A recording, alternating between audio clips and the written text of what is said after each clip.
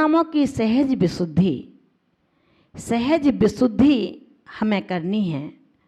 आहार शुद्धि का संदेश देते हुए कहते हैं कि कैसा आहार ग्रहण करना है, दाता के लिए भी और साधु के लिए भी। दोनों के आश्रित दोष होते हैं, उन दोषों से श्रावक और साधु कैसे बच सकता है। दिव्योत्तरण सरिच्छम जाने जाहो धरे दिजई शुद्धो तत्तायस पिंड समम भिक्खु तुह पाणिगत पिंडम। उन्होंने कहा, जाने जय अहो, अहो भिक्खु, हे भिक्षुक, हे साधु, हे मुनि, यदि तुह पाणिगत पिंडम, तुम्हारे पाणिगत हाथों में गया हुआ रखा हुआ पिंड, जो पिंड है भोजन का, उसको तुम दिव्योत्तरण सरिच्छम, दिव्य उत्तरण, दिव्य माने दिव्य जो नौका है उसकी तरह समझकर, नौका के समान जानकर, जानकर धरे दी ग्रहण करो। दाता जिस पिंड को आपके कर पात्र पर रख रहा है, वो पिंड कैसा है? वो पिंड यदि लोहे के समान, तप्तायमान लोहे के समान शुद्ध है, तो उसे संसार रूपी समुद्र से तिरने के लिए दिव्य नौका समझकर ग्रहण करो। क्योंकि बिना आहार के शरीर चल नहीं सकता और बिना शरीर की स्वस्थता के साधना हो नहीं सकती। यहाँ लोह पिंड बत शुद्ध जो आचार्य भगवान ने कहा है, इसका तात्पर्य है जिस प्रकार तप्तायमान लोह का पिंड के पास कोई जीव जंतु धूलि कण नहीं आ सकता है, अगर आता है तो जलकर नष्ट हो जाता है, इसी कारण शुद्ध कहलाता है। उसी प्रकार जो मल दोषों से रहित, जीव जंतु रहित आहार जो शुद्ध है, वो साधुओं के लिए ग्राह्य होता है, ग्रहण करने योग्य होता है। पढ़ा होगा पंडित दौलत राम जी ने 6 डाला के अंतर्गत भी लिखा है, 46 दोष बिना सुकुल श्रावक तणे घर असन को ले तप बढ़ावन हेतु नहीं तन पौसते तज रसन को। 6 डाला में कहा है, शरीर के पोषण का कोई उद्देश्य नहीं होता, शरीर के शोषण का भी उद्देश्य नहीं होता। शरीर को शोषण भी नहीं करना है तो शरीर का पोषण भी नहीं करना है, फिर करना क्या है? साधु शिष्य ने पूछा, हे गुरुराज, ना शोषण करना है ना पोषण करना है, फिर करना क्या है बताओ ना। आचार्य भगवंत कहते हैं कि हे मुनिराज, आपको 46 दोषों से रहित जो आहार है उस आहार को ग्रहण करना है। वो ही आहार संसार सागर से तरने के लिए नौकावत है। 46 दोषों से रहित आहार ग्रहण कैसे होगा? जो दाता और श्रमण दोनों के आश्रित हैं। 16 दोष उद्गम के जो दाता के आश्रित होते हैं, 16 दोष उत्पादन के जो पात्र के आश्रित होते हैं, 10 दोष भोजन के हैं, 4 संयोजनादि दोष हैं। इन 46 दोषों से रहित जो आहार होता है उसको मुनिराज ग्रहण करते हैं। उस ग्रहण करे आहार को हमें ग्रहण करना चाहिए। आचार्य भगवान ने कहा 46 दोष से रहित जिस आहार को हम ग्रहण करते हैं वो आहार 46 दोषों से रहित हो, साथ ही उस भोजन को एक बार पूर्ण क्षुधा का शमन यानी कि ऊनोदर भी हो जाए और पेट भी भर जाए, ऐसे यथालब्ध आहार को ग्रहण करना एक साधु के कर्तव्य में निहित होता है। उसमें भी सामाय काल से पहले और कभी ऐसी आपातकालीन स्थिति आ जाती है तो सामाय काल के बाद भी दूसरी बेला में आहार ग्रहण किया जा सकता है। निश्चित रूप से मान करके चलना सिंह वृत्ति की चर्या उन निरीह साधु की होती है, जो साधु अपने तन पर तिल तुष भी परिग्रह एक धागा भी नहीं होता, और यही दिगंबरत्व है, यही दिगंबरत्व की पहचान है। जिनके शरीर पर एक धागा भी नहीं है और एक धागा भी आ जाता है तो वो दिगंबर अवस्था नहीं कहलाती है। आचार्य भगवान ने कहा है कि हम अपने परिग्रहों को भी संभाल करके शोधन करें। अपने अंतरंग परिग्रह, बाहरी परिग्रह तो आसानी से छोड़े जा सकते हैं, लेकिन अंतरंग के परिग्रह को छोड़ना उतना ही कठिन है जितना सूक्ष्म लोभ को विजय प्राप्त करना। सारी मोटी मोटी कसायों को जल्दी छोड़ा जा सकता है, लेकिन जितनी सूक्ष्म है, जितनी पतली है, जितनी हल्की है, उतनी तेजवान भी है। ध्यान रखना। इसलिए आचार्य भगवान कहते हैं आहार में जब भी हम आहार के लिए जाएं, दाता भी सावधान हो और पात्र भी सावधान हो।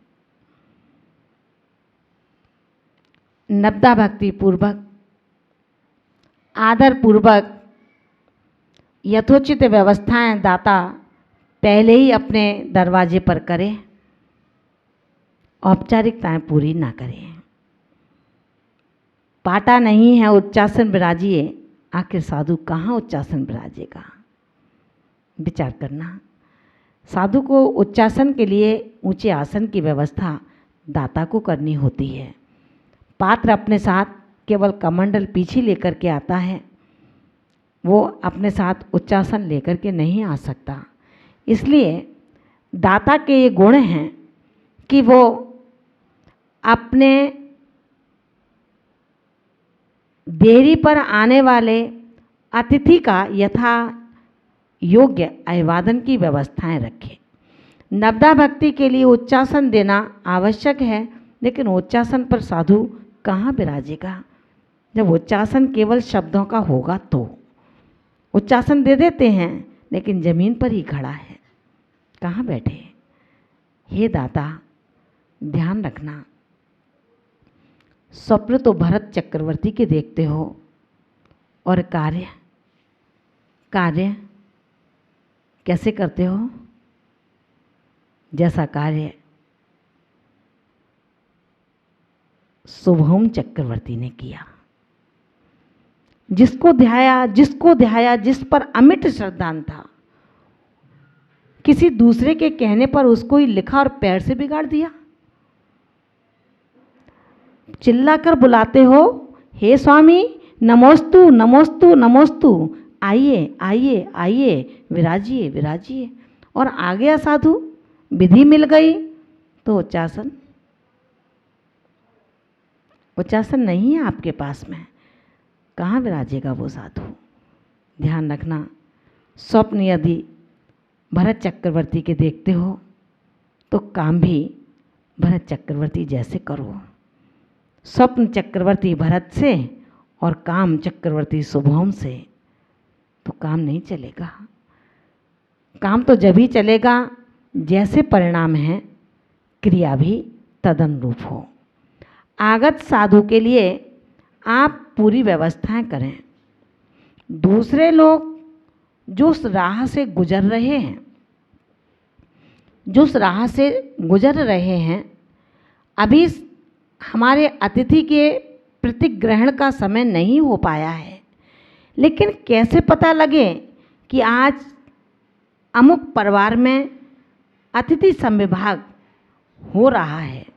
कैसे मालूम पड़े?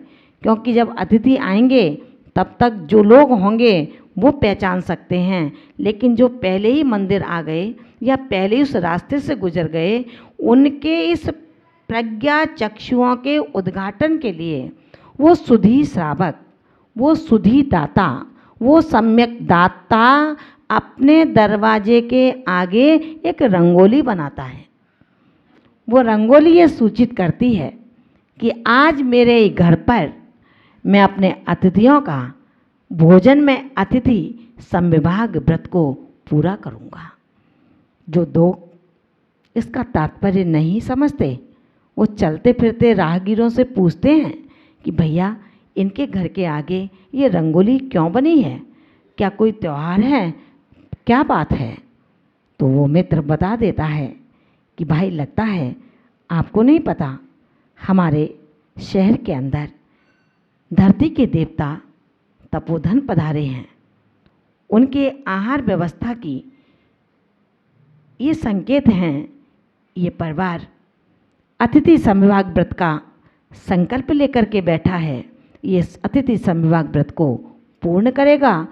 ये बनाने का तात्पर्य है वो इतना खुश है, इतना उत्साहित है, आज मेरे घर पर मोक्ष मार्गी पधारेंगे, आज मेरे घर पर रत्नत्रधारी पधारेंगे, आज मेरा अन्न का दाना दाना धन्य धन्य हो जाएगा। मेरी देरी जो आज तक शमशान थी, आज वो स्वर्ग की जन्नत बन जाएगी।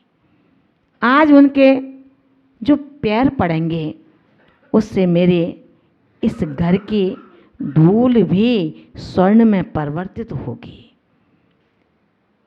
इसलिए ये खुश हैं और इन्होंने रंगोली बनाई है। इस रंगोली की बाह्य क्रिया से आपने टेबल पर लाकर जो कलश रख दिए, वो कलश कैसे हैं? जरा दाता ध्यान तो रखे उन कलशों का। शायद सदियों से साफ भी नहीं हो पाते हैं, काले हैं, और जब साधु आते हैं तो हम इतना उछल उछल करके उनको प्रगान करते हैं। उस दाता के अंदर यदि इतना उत्साह है तो उसका उत्साह की दृष्टि उन कलशों पर भी जानी चाहिए कि ये कलश कैसे हो रहे हैं, लाओ आज इनको साफ तो कर लो। उस कलशों को साफ करने के बाद एक कल्याण का चिन्ह स्वस्तिक भी बनाना चाहिए। हो सकता है आज मेरे वो पाहुने जो रत्नत्र से युक्त हैं, इसी आंकड़ी को लेकर के आ गए कि जो कल से होंगे उन पर चंदन का स्वस्तिक होगा तो ही पढ़ूंगा।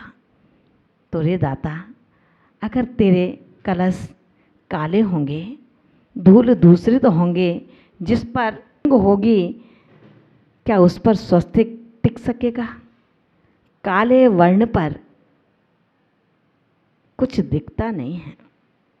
और यही कारण है हम ये कोशिश करें, जब वो पाहुने हमारे दरवाजे पर आए उससे पहले मैं सारी व्यवस्था करूं। एक टेबल पर उन कलशों को सजाऊं, एक टेबल पर श्रीफल को सजाऊं, एक टेबल पर अष्टद्रव्य को सजाऊं। इन सबको सजाने के बाद कितना मन उत्साहित होगा, कर्तव्य निष्ठा से तू भर जाएगा और तेरे परंपरा का मोक्ष साधित हो जाएगा। यही तो है परंपरा से मोक्ष श्रावक का, और क्या है?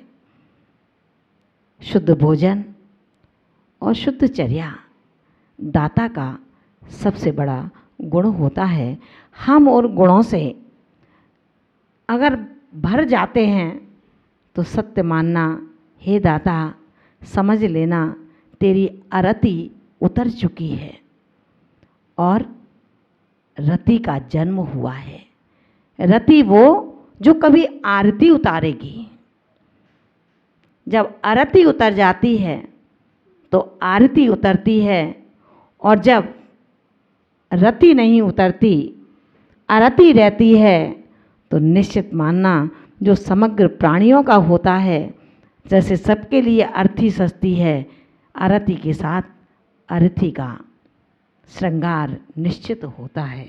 इसलिए अपने परिणामों में ये लेकर के आओ कि मैं जो साधु को भोजन दूं, वो भोजन शुद्ध हो, सात्विक हो, प्रेम वात्सल्य से भरा हो, उसके अंदर कोई ईर्ष्या, ममकार, अहंकार, दंभ के परिणाम युक्त भोजन दाता के द्वारा नहीं दिया जाए। अगर ऐसा भोजन दाता नहीं देगा तो वो श्रमण उस भोजन को ग्रहण करके अपनी साधना में पूरा दिन गुजार देगा, लेकिन उसे अपने शरीर में श्रम का एहसास नहीं होगा। और जिस द्रव्य के अंदर अहंकार, क्रोध, ममकार, ईर्ष्या की गंध हो, वो जब श्रमण भोजन करके जाता है तो उसे मन नहीं लगता, या तो लड़ता है या सोता है, अपने साधना में सटीक उतर नहीं पाता। उसे लगता है कि आज क्या खा के आया हूँ, जो मेरा मन सामायिक में जैसे प्रतिदिन लगता था आज नहीं लग रहा। ध्यान रखना, जिस दाता ने भोजन बनाते समय शुद्धि का ध्यान नहीं रखा, परिणामों की शुद्धि का, मन की शुद्धि का, वचन की शुद्धि का, काय की शुद्धि का, क्षेत्र की शुद्धि का ध्यान किंचित भी नहीं रखा गया, वो भोजन भला कैसे शुद्ध हो सकता है। फिर आप उस यतिराज के सामने बैठ कर के मन शुद्धि, वचन शुद्धि, काय शुद्धि किस आधार पर बोल। एक और दाता का विवेक, तो दूसरी ओर आचार्य कुंद स्वामी ने साधु के विवेक को भी जागृत किया है। उन्होंने कहा कि प्रत्येक आगत अतिथि को, रत्नत्रधारी मोक्ष मार्गी को भी ये ध्यान रखना होगा कि आहार में कभी भी ये ना सोचें कि मुझे ये रस ही मिलना चाहिए, रसों की इच्छा नहीं होनी चाहिए। भोजन मध्य मास मधु से रहित हो, ऐसा भोजन मेरे लिए ग्रहण करने योग्य है। आचार संहिता में, मुनराज के आचार्य शास्त्रों में ये भी कहा गया है कि इस तरह जब पात्र के ये परिणाम विवेक बनता है कि आहार चाहिए, तो उसी संहिता के अंदर ये भी कहा गया है कि पिंड शुद्धि का भी ध्यान होना चाहिए।